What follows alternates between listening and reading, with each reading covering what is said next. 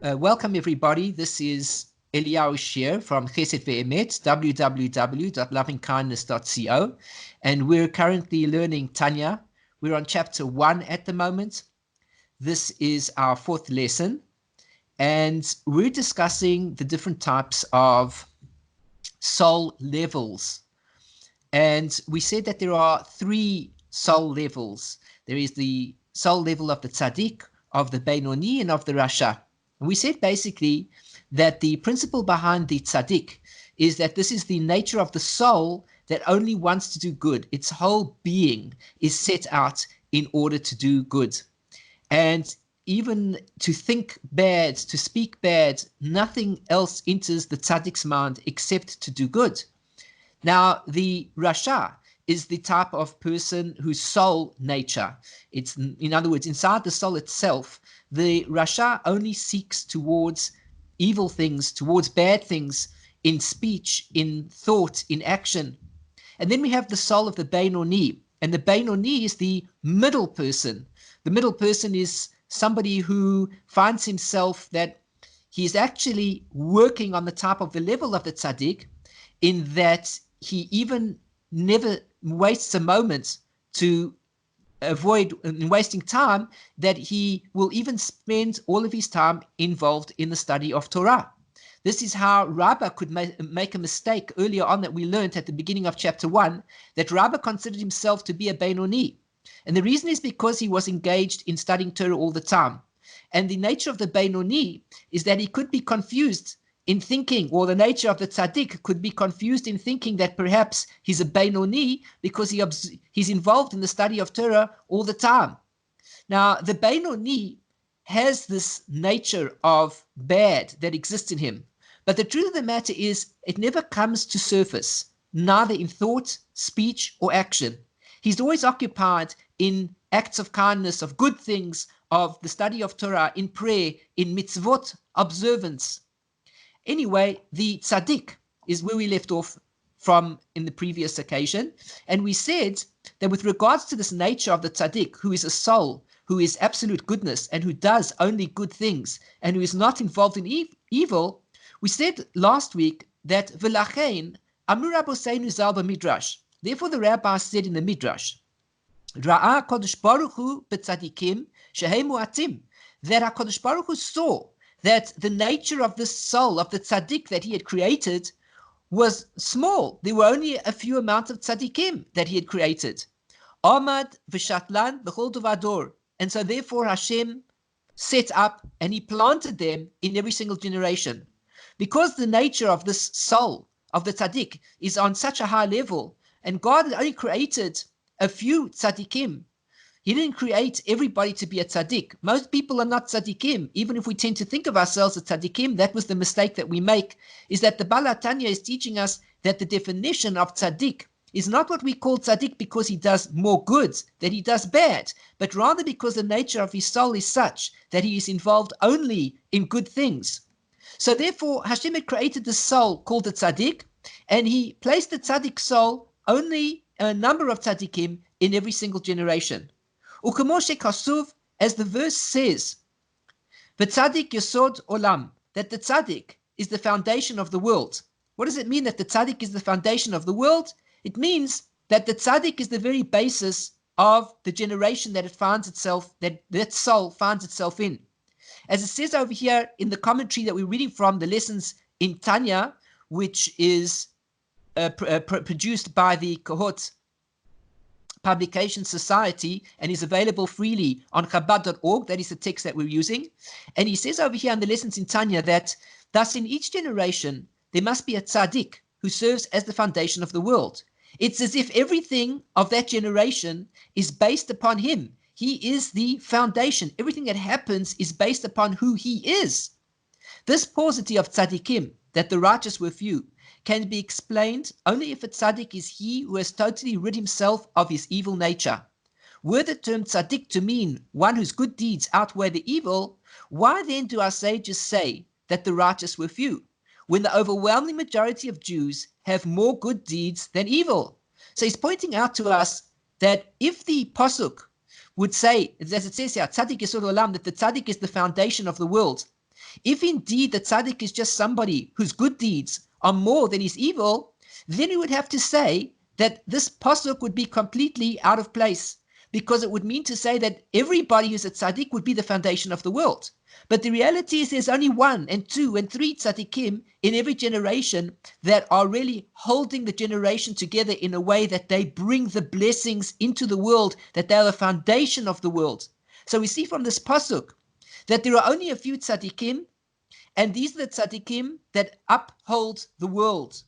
Achbir ha'inyan, but the explanation of this matter, so that we better understand the levels of Tzaddik and Beinoni, as well as the various gradations within their ranks, is al pi ma shekatav harav Chaim Vital Zal, b'shar HaKedusha v'etz Chaim shar nun perek beis. According to what Rabbi Chaim Vital, the pupil of the Ari, the great Kabbalist Arizal, and Rabbi Chaim Vital is his student, and he wrote in his famous book known as Shar Kedusha, well, today we call it the Sha'arei Kedusha, but it seems to be that for some reason it was known as the Sha'ar HaKedusha in the times of the Alter Rebbe, and also brought down in the Eitz Chaim, which is Reb Chaim Vital's basic work of the teachings of the Ari, describing the whole bringing into being of all the worlds from non-existence. And so he writes over there that D'lechol ish Yisrael echad tzaddik ve'echad rasha. For every single Jewish person in the world, whether he be a tzaddik or whether he be a rasha, whether he be righteous or whether he be evil, yesh shtei neshamot. Everybody has 2 souls. Ukdesiv, v'neshamas ani asisi. And it says over there, pasuk, and the souls that I've created. But the interesting thing about this verse, where it says the neshamas that I've created, is that the context of this particular verse says that it's referring to a person, one soul. Why then does the expression say, v'neshamas ani asiti? Though the verse speaks of an individual Jew, as is indicated by the singular form of the word ruach in the preceding phrase, when the spirit of a man emanates from me will be humbled. So there clearly it says, when the spirit of a man, meaning singular. The plural term souls is nevertheless used, as we see over here. V'neshamas ani asisi. The souls. Why then does the verse use a contradiction? On the one hand, there's a spirit of man, of a man, which is singular. On the other hand, the expression used immediately afterwards says souls. Why is it plural? Indicating that every Jew possesses 2 souls.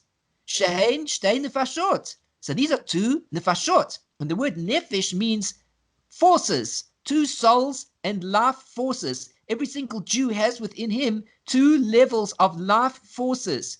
Nefesh achat mitzad Kelipah, the Sitra Achra. He has 1 soul from the side of the Kelipah and the Sitra Achra. And here, it's very important to point out, what do these terms mean? These are Kabbalistic terms brought in Chassidut, as we're learning over here. And many people don't know, of course, what these words mean, so we're describing it, is that 1 soul of a Jew is from the side of the Kelipah and the Sitra Achra, which means the shell and the other side. These are 2 Kabbalistic terms which mean the following. If we take, for example, fruit. Here I have in my hands a banana. So we see that the banana consists of a peel, and then inside is the fruit. Now you'll notice that the banana has a very thick peel to it. On the other hand, I can take another type of fruit, like a nectarine, a nachi we call it. And this particular fruit has a thick shell around it, a thick peel around it, but not necessarily of the same kind as the banana. And next to that, we can take, let's say, an avocado. Now, the avocado also has a peel around it, but it is somewhat less intrusive and thick than the clementine, the nachi, and the banana, which is much thicker. And then if we take, for example, an apple also has a peel around it, and this peel, you can see, is quite thin. In fact, if you want to, you can quite easily eat the peel of the apple and you won't feel any problems in your stomach. However, to eat the peel of the banana becomes a little ridiculous for a human being, and perhaps you could eat the peel of the avocado if you want to, because it's not too thick, but most people will probably avoid eating the peel of the avocado. On the other hand, if we take a look at the peel of the nachi, so we can see over here that it's quite thick and it won't really be too pleasant to eat. But ultimately, all of these peels share one thing in common. Number one is that the peel in general is made to protect the fruit inside. The peel by itself is not something that is negative. It is not something that is bad. It is only bad in terms of its externality. That the thing is, we don't really want to eat the peel. What we want is the fruit inside.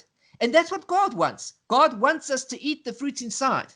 But if everything was created in the world and there wasn't a peel that surrounded it, then, for example, when the banana would grow on the tree and the birds would start to sit on the tree, well, we can imagine what the banana would be like. And none of us would be able to eat a banana because it would be filthy and dirty and unpleasant. And it certainly wouldn't be clean in any respect.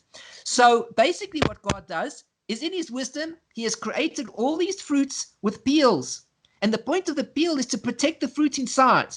The duty of what we have to do is to peel off the peel and then to eat the fruit inside. The peel is not bad. The peel serves a good purpose to protect the fruit inside. Some peels are thinner, and it's true, you can eat the peel if you want to, but most peels are quite thick.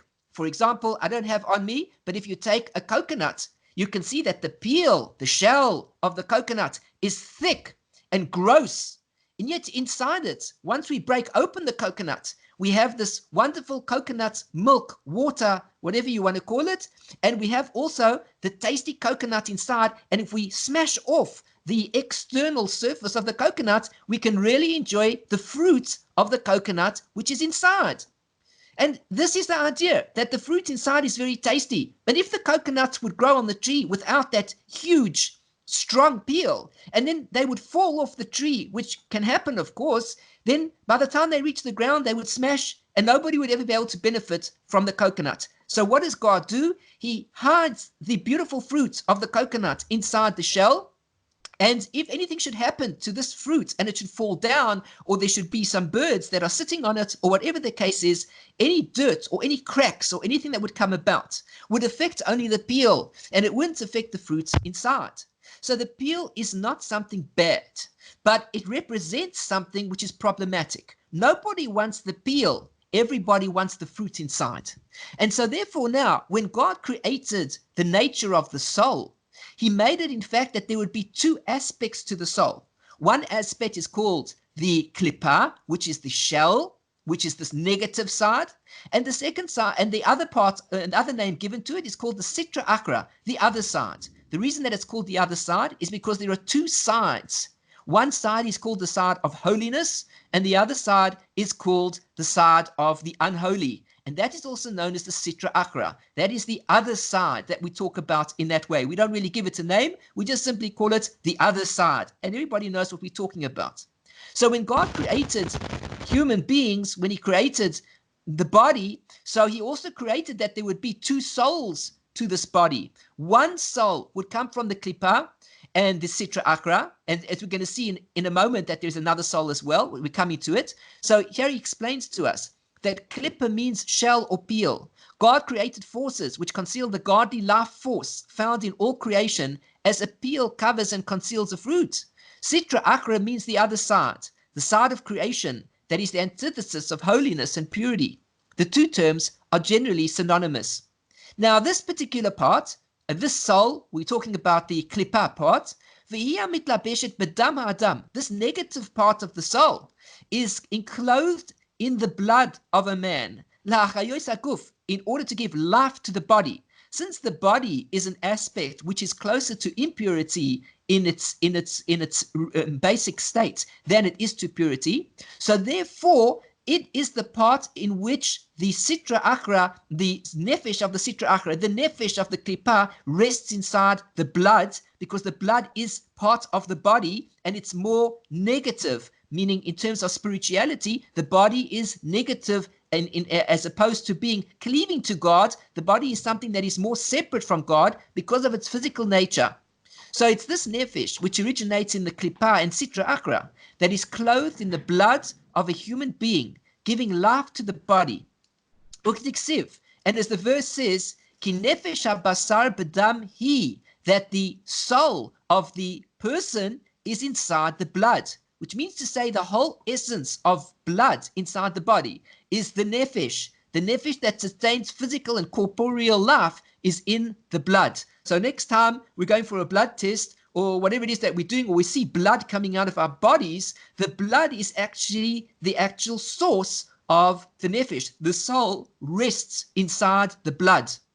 And that is why everything that centers around the body has to do with blood. And the blood moves about inside the body. And the whole purpose of all the organs of the body is ultimately to give life to the blood. We have the heart that is pumping the blood around the body. And we have the lungs, which is going to bring oxygen to the blood so that the blood can be pumped around the body through the heart and ultimately give person life. And the blood will be pumped through to the brain and around the body and giving life force to all parts of the body. This is because the nefesh, the lowest level of the soul, is hidden inside the blood. And more than that, it is the nefesh of the Sitra Achra, the nefesh of the what we call the Kelipah, the lower level nefesh, which is closer more to the peel of the banana than it is to what godliness is all about. And we see from here, and actually we should know that from this nefesh of the Kelipah, of the Sitra Achra, comes out all of these bad attributes that we have in ourselves from the four basic roots, basic sources, foundations that are to be found within it. Just as the four physical elements of fire, air, water, and earth are the foundation of all physical entities, so too is this nefesh comprised of four corresponding spiritual elements. Since they derive from Kelipah and evil, they themselves are evil, and from them in turn one's evil characteristics come into being. So the Tanya is telling us some very important information. We know as human beings that we have all sorts of natures to ourselves. Some natures, of course, are very good, and some natures are not so great. And depending on onto the sliding scale, we can define ourselves as to where we fit in certain things. Now, what is it that makes us bring us to these bad attributes and lead us to do things and say things and think things that are not so appropriate? So the Tanya is explaining to us now the four main things of bad attributes that cause us stumbling blocks, which we have to work on constantly throughout our lives. Dahainu, this means to say, these are the characteristics we're speaking about. Ka'as, anger, v'gaiva, which is pride, Yesod ha'esh, these two bad attributes come from the foundation of fire, shenigva lamala, and the fire rises upwards, just as it is that anger is something that causes us to light up and we become filled with something inside ourselves where we are irritated by something that is happening to us.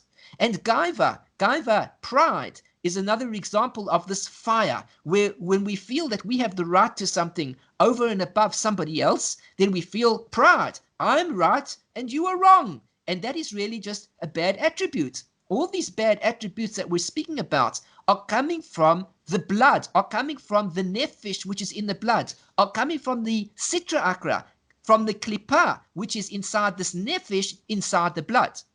Once ignited by anger and pride, a man like fire soars aloft. Pride is the state of considering oneself superior to others.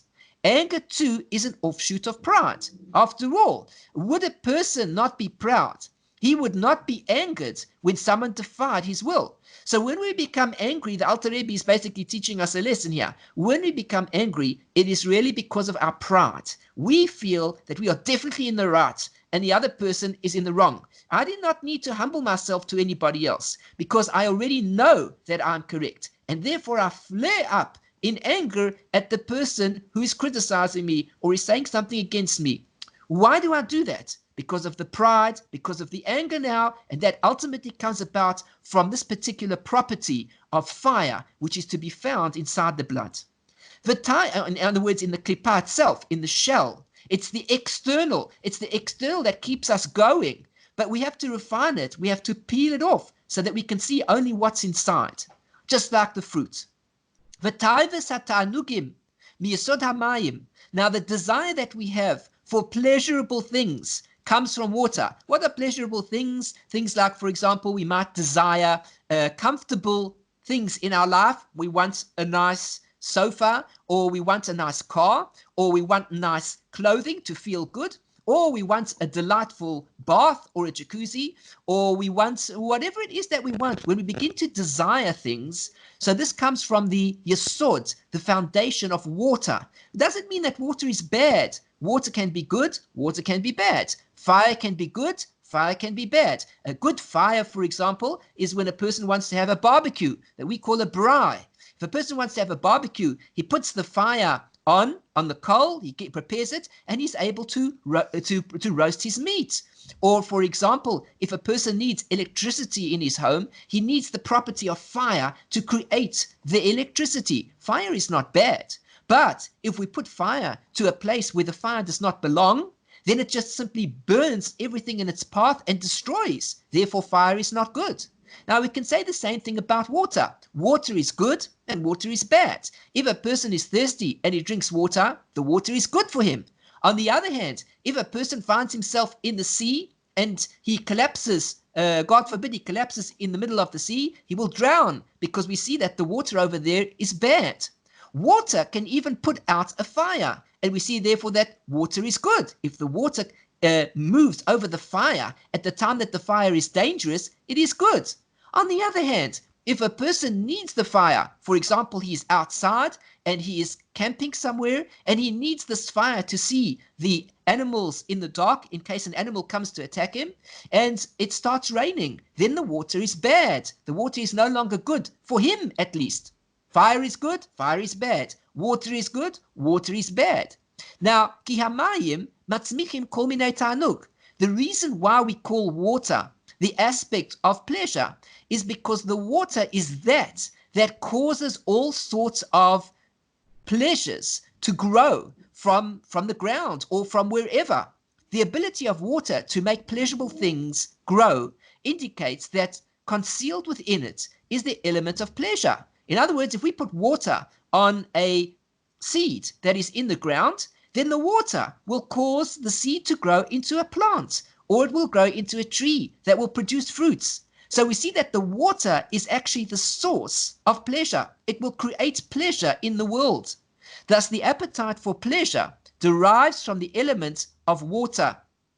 Now, we come to the next level of bad attributes, and another part that exists in us, inside the blood, inside this nefesh kelipah, inside the shell of the soul. Now, we have things like frivolity and joking around, vitparut, and boasting. When people boast about certain things, it's not just the gaiva, it's not just that he feels pride within himself, but he actively tells other people about all of his accomplishments. So it's not just that he feels pride because of what he has accomplished, but he even goes so far as telling people about all the accomplishments that he has attained in his lifetime, or all the different physical things that he has purchased with the money that he has because he worked so hard. So this is called hitpa'arut, where he begins to boast. Now, all of these qualities, holeilut, frivolity, he's speaking things that he doesn't need to say. He's speaking nonsense. He's speaking non-beneficial things. He's joking around. People like to sit at the table and they joke. One joke after the next. One joke insulting somebody more, and another joke insulting somebody even further. And even if the joke doesn't insult somebody at the table, they use it as a means to insult a particular category of people. One person is insulting a Jewish person, another person is insulting a non-Jewish person, another person is insulting a blonde-haired person, and another person is insulting a man, a woman, an old person, a young person. Everybody has what to joke about. All of these things come about through the Yesod Haruach, Udivarim B'Teilim, and we have wasted things when people just sit around and they talk nonsense. Well, they just waste their time talking silly things. There's no benefit to what they're saying whatsoever, except it just passes the time and they're able to engage in conversation, and the conversation goes absolutely nowhere. As we say, for example, we have three categories, as is always brought down, these three categories, that there are great people and medium people and low-life people. And the principle is that great people speak about ideas, medium people speak about events, and low people speak about other people. And then there's another category altogether that we can add onto this concept, and these are people who speak about nothing at all. They can conduct a conversation for 2 or 3 hours straight, and nobody is the wiser after the 3 hours. Nobody has learned a single thing in their lives. All that they have experienced is a conversation and simply a waste of time. All of this joking around, this frivolity, this boastfulness, and all of these words that just have nothing, idle talk, is coming from Yesod Haruach, from the foundation called the wind. In other words, like air, they lack substance. So far we had the bad attributes of fire, we had the bad attributes of water, we've now had the bad attributes of the air. Now we come to the fourth bad attribute, also hidden inside the blood, and it is connected with this nefesh, with the soul of the Kelipah. Again, it's something that is negative, but it doesn't mean it's bad. It means it has to be peeled off so that the good can be revealed from what's inside. The fourth category is va'atzlus, laziness, va'atzvus, and sadness or depression. Yesod afar. All of this comes from the foundation of the earth. Just like it is that the earth is something that just sits like soil, it just simply sits in its state. It achieves nothing. It just sits there, and it's just lowly. It doesn't get up. It doesn't do anything. It's stuck on the ground. So to a person who is lazy, he can't manage to do anything, or a person who feels depressed, these are attributes that pull a person down, and he feels like he can't do anything at all. Earth is characterized by heaviness. A man encumbered by sloth and melancholy likewise senses a heaviness of the limbs. So we see over here, this is the fourth category of a problematic situation that rests inside the soul. V'gam midas tovot shebeteva kol Yisrael v'toldasam. Now we also have the good attributes. Just as we said that there are going to be bad attributes, the Alter Rebbe points out there are also good attributes, which is the nature of all the Jewish people in their character. Kmo rachmanut, for example, mercy, ugemilos chasadim, for example, kind deeds, baos mimena. Even these things come from this Kelipah, which means to say that the Kelipah, even though it is a shell, and even though it's a peel, even though it's something negative, within it is also something positive. For the soul, as he says over here, of the Jewish soul, within the characteristics of this nature of the soul, we find that there are also good attributes. Of course, but the problem is, how is he going to use those good attributes? He'll have to choose whether he uses it for his own pleasure. And in other words, even though he's merciful, even though he's kind, he can still use it for his own pleasure, or he can use it in an altruistic way. And that's going to make all the difference, as we're going to learn later on. But since this is a nefesh of Kelipah and evil, how do good characteristics come from it? This matter is now addressed. Ki b'Yisrael nefesh zo de Kelipah.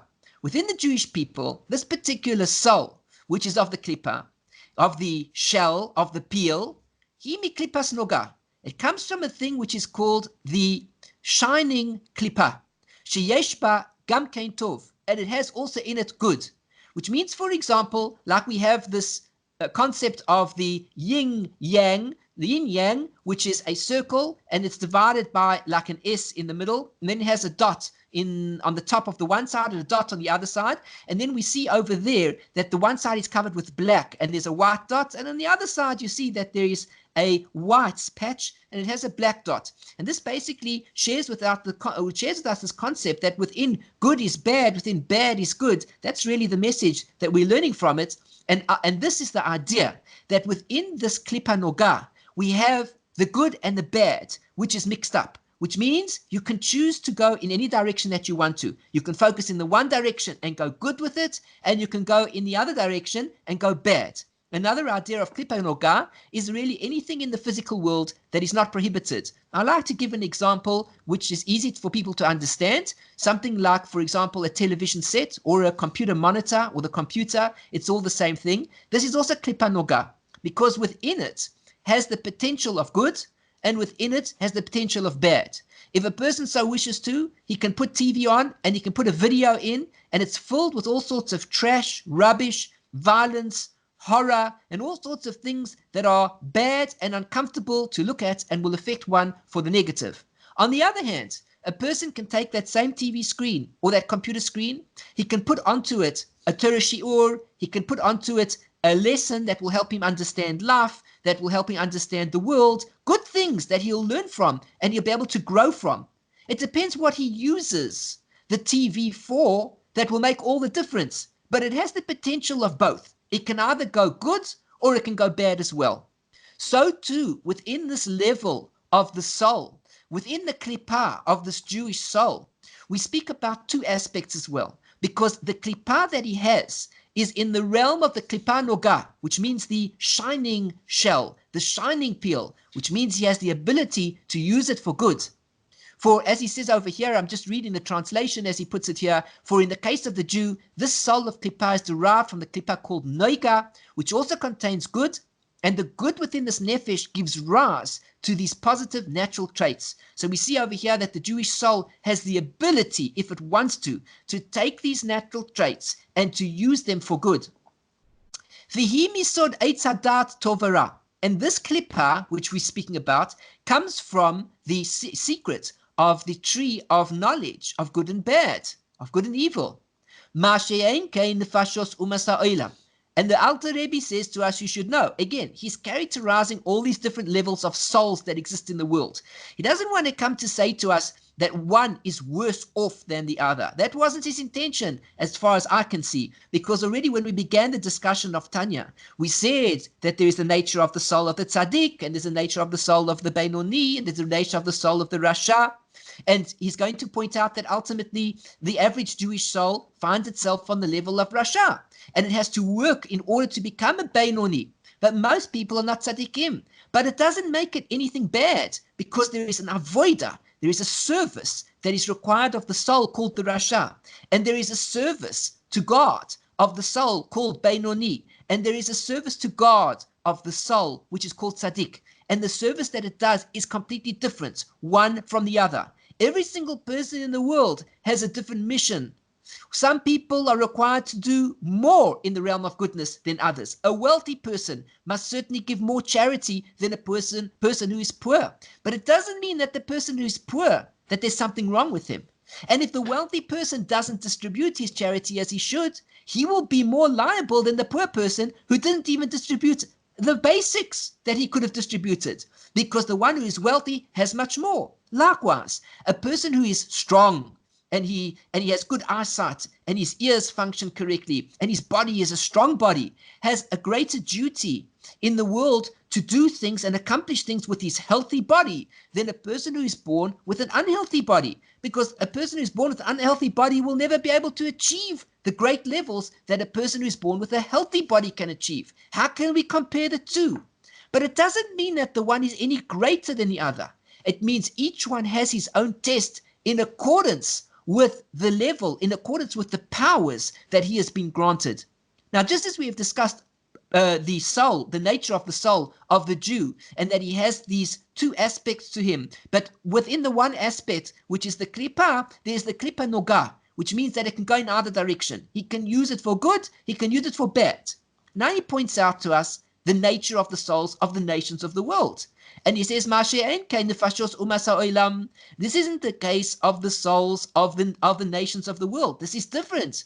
They come from other impure kelipot, not the Kelipah Nogah. They come from other kelipot, other shells. Just like we said, you have a banana. The banana has a thick peel to it. You have an apple, and an apple has a thin peel to it. It does not mean that the one is any greater than the other.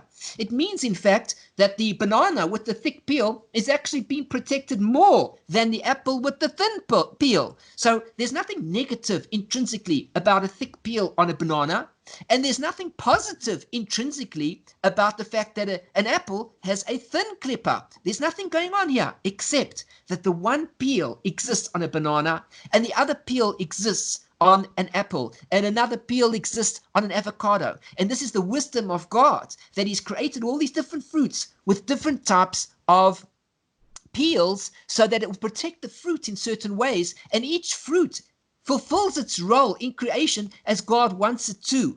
So we have over here that the nations of the world have these other kelipot. They don't have Kelipah Nogah. She'ein bahem tov klal. And according to the Alter Rebbe, these kelipot unfortunately, don't have the aspect of good attached to them. Again, the banana has a thick peel and the apple has a thin peel. It doesn't mean that the one is any more outstanding than the other. It means each peel has a level to it, and as a result, there needs to be a peeling in the right way. You have to peel it off in order to get to the fruit of what is really there. In every person, there is the fruit, but there is a peel that conceals the fruit inside, and he has to get to it. In some people, the peel is a thicker peel, which means that it's going to be harder to peel off. In other people, the peel is a thinner peel, which means it'll be easier to peel off. But ultimately, everybody has the task of peeling off that peel in order to get to the fruit that is inside it. As it's written over there in the Eitz Chaim, as we discussed this book already before and a few minutes ago, that all the good that the nations of the world do, they do for themselves. This is what it says over here. As you see the translation, all the good that the nations do is done out of selfish motives. What does that mean exactly? Are we trying to be negative? Are we trying to be say something that is really an inappropriate thing to say in a general way? Since their nefesh emanates from kelipot, which contain no good, it follows that any good done by them is for selfish motives. We need to understand the Alter Rebbe clearer. And as we will see, as we continue with this, the Alter Rebbe is going to expand on that, and he's going to tell us what he means. Don't become overwhelmed by the statement of the Alter Rebbe at this point in time, because as we finish the chapter, the Alter Rebbe is going to explain to us exactly what he means. It is hard to believe that the Alter Rebbe's purpose in writing the Tanya is in any way directed at speaking badly about any person. Rather, the Alter Rebbe wants to direct us, and he wants to teach us about the different duties that we are required to perform based upon the level of our souls. As it says in the Gemara on the verse, it says, which means that the kindness of the nations is a sin, which means what?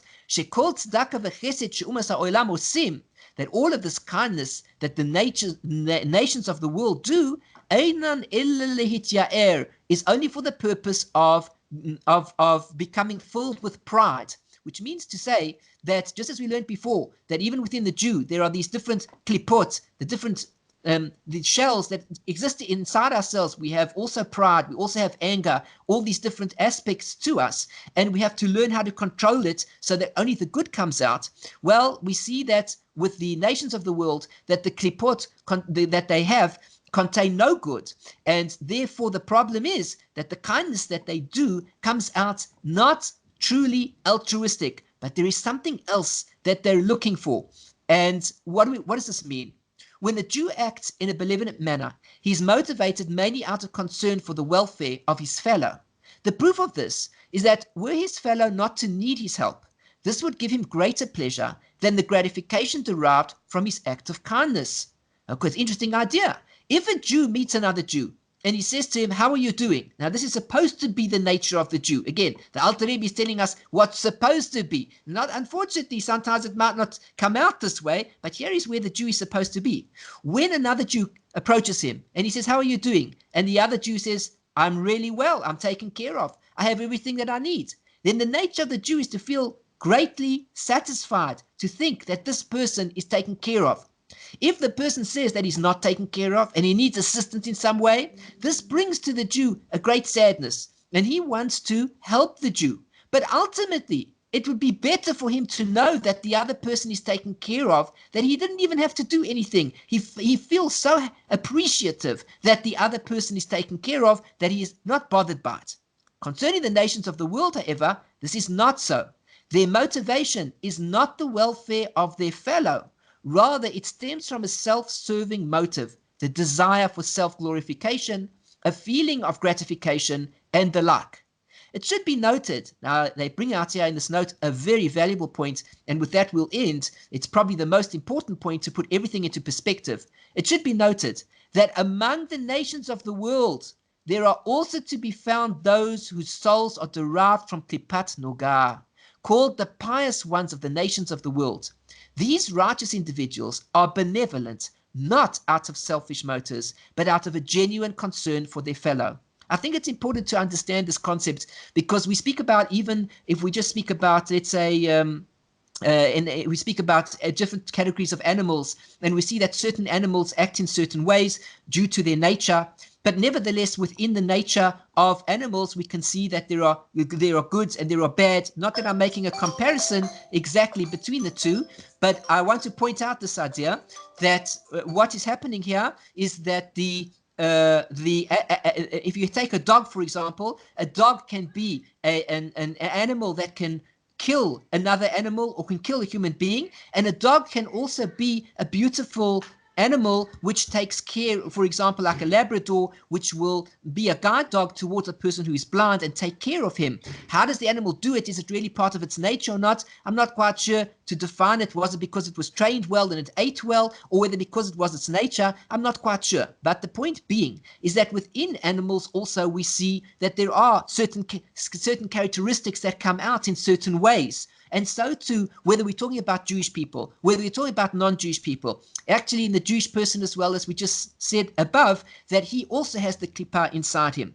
So a Jew also has to work at it. And there are different categories within the Jew of how he has to work at it. Now, within the non-Jew, this is not to say that every non-Jew is in this category where the Kelipah is let's say the banana Kelipah. Let's say it's a very thick Kelipah. But really, let's say, for example, let's call it the Kelipah of the apple, which is much thinner and easier to get through. So what we're saying over here is that with the non-Jew, that there are many called the pious ones, Chasidei Umas HaOlam, the pious ones of the nations of the world. And they know who they are as well, because inside themselves, they know that when they give altruistically. They give because they want to see the world to be a better place, and not because they want the pride and the honor that comes with this. We'll find people who will say, no, I want the pride. I want to show the world what I'm achieving and doing for all of humanity, and I want that pride and glory. And then there are others that say, what do I need the pride for? All I want to do is to help people in the best way I know how.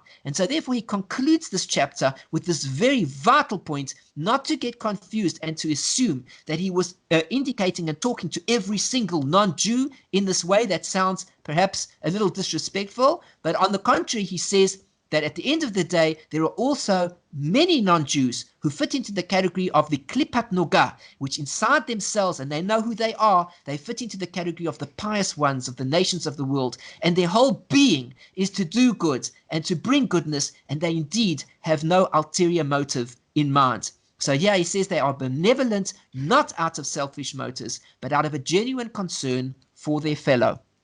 We're going to leave it at that for the lesson in Tanya for today.